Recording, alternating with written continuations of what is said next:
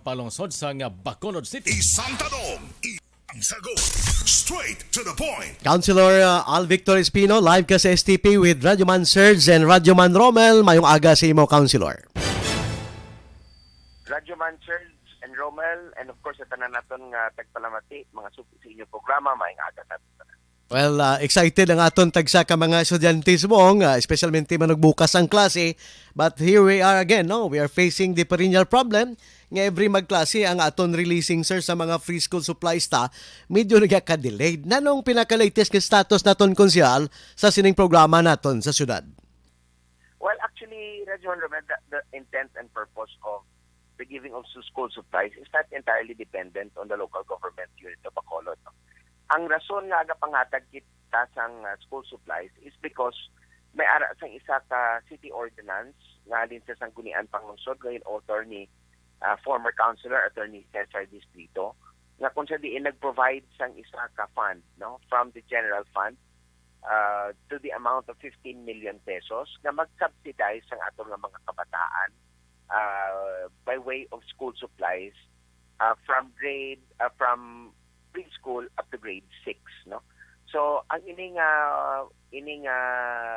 pabor or ining pribilehiyo was a creation of the Sanggunian Panglungsod kag ginakalipay ko nga ginasuportahan kag fundingan ni Mayor Albi ever since the start of his term, no.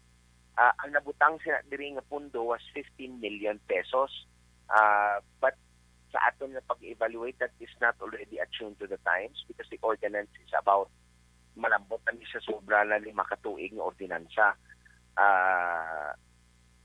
mga radyoman, no? So meaning to say we need more than 15 million nowadays. Yes, sa ako niya nga pag-evaluate, kung ang tanan nga kinahanglan sa aton nga mga kabataan from preschool up to grade 6, kulang na ini nga punto. But then again, I was instructed by Mayor Albi because ang ako naman yung intent was kung tani nga mahatagan ang tanan, wala sang may mabilin nga estudyante naton from this segment, no. But ang instruction ni Mayor Albi sa akon is that we already come up with a purchase request. Ang ako na lang ginakulat is a letter request from the DepEd to establish ang aton nga inughatag sa atong kabataan, ano ang pina-prioritize ang aton nga mga ginikanan kag kabataan nga mabuligan sila paagi sa sining ordinansa. So but nevertheless, si Mayor Albi has already instructed that we already find the PR for or the funds, no, for the 15 million nga na butang sa ordinansa. So since nga ordinansa na ni Konsyal, why is it nga hindi ini ma-release on time, no? Kaya nagka-delayed. Anong problema usually? Well, actually, I do not want to use the word delayed because you have to understand na hasta subong ongoing pang enrollment sang aton nga preschool up to grade 6. Now, as a matter of fact, as of this moment, sa aton nga as of the time of this interview, sige pang enrollment, no. So ang aton na lang nga ubrahon gani nga para to give on time sa aton nga pero sa ako nga paglantaw dito sa procurement process, hindi ka na ni malambutan gid sa talana nga adlaw on the first day of school, no?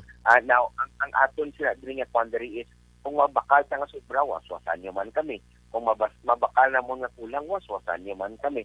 No, so there has to be a point wherein we have to determine nga wala sang kulang, wala sang sobra, or in this case base mas mayo pang may sobra na para matagan natin at ma-cater natin ang tanan natin nga mga estudyante. Because you have to understand, sang nagdigad nga tuig, there were 72,000 students under this fundingan under this program, no? Ang libre nga school supplies. So we are still determining the numbers. But then again, amo na pareho sa inyong mga concern, we do not want to delay it further. Ang gusto ni Mayor Albi nga papunduhan na ni ang 15 million na talana at na butang sa ordinansa. But most likely, Councilor, mga bulubanta mo, saan ay ini matigayon nga, inang ara lang sa mga kabataan tang ilang mga school supplies to those who cannot afford really, no, sa pagbakal? Sa akon is sa August 28 na sugod ang ating klase. If I am wrong with my dates, please correct me, but sa akon nga, on the top of my mind, it's August 28. But sa akon nga paglantaw sa subong, because of the procurement process, if we initiate it by this week or at the earliest next week, basi may delay, no? Maybe a week or two after the first day of school, amo na siya siguro makasugod kita pagdurong. But if you remember correctly, if you can remember, even in the past administrations, panghatag na niya gani towards the end of the school year, which we believe na hindi na mapuslan sa atong nga mga kabataan. That's why ang Committee on Education sa Sanggunian Pangnoon sa idalom sang chairmanship ni Al Espino, niyatinguan tagit. Sang nagligan nga tuig, it was not delayed. We were on time sa paghatag sa mga school supplies on the first day of face-to-face classes because we were dealing with two modalities at the time. We had a hybrid system and we had a face-to-face. But on the first day of face-to-face classes, na-comply na kanadulong naton sa mga binutuan naton ang mga school supplies to 72,000 of our students in Bacolod City. Sa subong at niyon, we are rushing nga para hindi na tantulit kalawid mo on the first day of school. Maybe madelay kita 1 or 2 weeks or 3 weeks at the most, subject to the delivery and of course of the procurement process. Amo na siyang atong na ginatingwaan nga mahatag sa mga atong na mga estudyante. I see. Councilor, since this is an established ordinance and has an appropriation budget, no, kada tuig, hindi na ni pwede nga ma-rechannel the budget sa DepEd o kung sa aton sinieskulahan nga sila mahala abi mag-kuan sini, mag-procure kag magpanagdag sa ilang mga estudyante instead nga ang aton syudad kay now mamalisyahan bla kasi tiga mito naman sa politika ni ara naman mga ngalan nila da. I don't know if we can do that sa silang bagay. Now, ang naghahambal sila wala kang silbi sa ilang ginahambal. Number one, if it is government procured under the national procurement law, you cannot put your names, no? Hindi ka na nakabutang sa ngalan mo da. Mapriso kami sila kung ibutang mo da. So kung naghambal ka ginabutang ka ginausal sa politika ang ina nga proyekto, then wala siya kaintindi sa ginahambal niya. Let me correct you by saying, I'm sorry, no, but with all due respect, let me correct you that we cannot put our names on something that has been procured by the national government. There is something called as an anti-EPAL law. So para mabalaan niyo man, may anti-EPAL law na hindi na nata pwede kabutang sa mga ngalan ng politiko sa aton nga mga and if you remember correctly, if you can remember sa nagligad nga tuig, si Mayor Albi gani hindi gusto yang i-politicize ang pag-distribute sang mga notebooks. So ako, in my personal capacity, I did not go to the schools. We gave it to DepEd, and DepEd ang nag-distribute sa aton ng mga tagsa-tagsa ka mga pulutuan. As that was the exercise before, nga mga politiko nag-uupod diya sa distribution sa ginapicturan sila. You know, the funds that are used for this are taxpayers' money. Ang Sanggunian Pangnosod came up with an innovation. And again, kung ihambal mo nga ihatang na sa DepEd, they don't have the resources or the funds to cater to 76,000 of our students. Isa iniya ka thinking out of the box ng Sanggunian Pangnosod, no, as an institution. Na kung sabihin, pakamaayo nato, ibalik lang sa pumuluyo ang taxes na ginahatag nila sa ating syudad, no? So that's why nga ginubutangan natin sa ordinansa. So just because Radyoman may ara kita sa ordinansa, ara na siya sa discretion sang executive, no? Because the ordinance, ang stipulation sa ordinance, 15 million pesos or subject to the availability of funds, no? So that is why it is dependent on the decision of the executive kung mahatag siya sang 15 million pesos based on the ordinance. Ang ordinance na naghatag sang base, it is still the executive who will give his discretion kung may ara kita 15 million para mahatag sa atong mga estudyante. And in this case, may ara kita sang pundo nga mahatag. That is why si Mayor Alvin nag-decide na mahatag sige-sige sang sining programa. Ang 15 million na Councilor igo na siya sa may 72,000 abi or basi sobra pa gid subong no bago sa bagong school year, Councilor. Exactly, that is why nga mas ginambal yung pirmi lang kakadili. That's why nga we are exercising due diligence with regards to the utilization of the funds because 15 million pesos, maskin ka mo guro pambalon sa 72 mil. Kapareho sang aton nga mga estudyante siyang nagligan. Kag siyang nagligan, kung nadumduman nyo, that was the first time ang syudad ng Bacolod di wala naghatag sang school bags.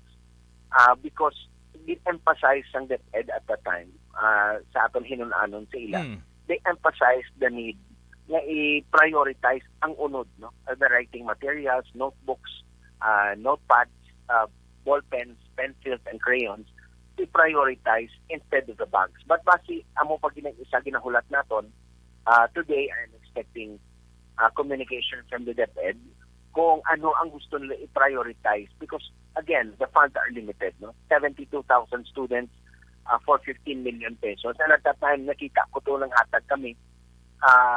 May ara iban nga bulutuan nga ulihi ang nabato nila. Kag may ara sang mga foundations nga naghatag, no? Ang atong gani nga presyo at that time was I think 30 or 40% lower sang ginapanghatag sa mga private institutions. For example, just for the sake of it, but not exact. May mga items dito nga let's say 10 pesos ang value sa ginatag ng isa ka foundation. Ang bakal naton or ginakuha naton was only at about 66 pesos or 5 pesos. No? It's about 60% or 50% lower than the published rates na ginapanghatag. Yung ilan na ginaubra, ginabakal man lang nila sa retail and then ginapanghatag.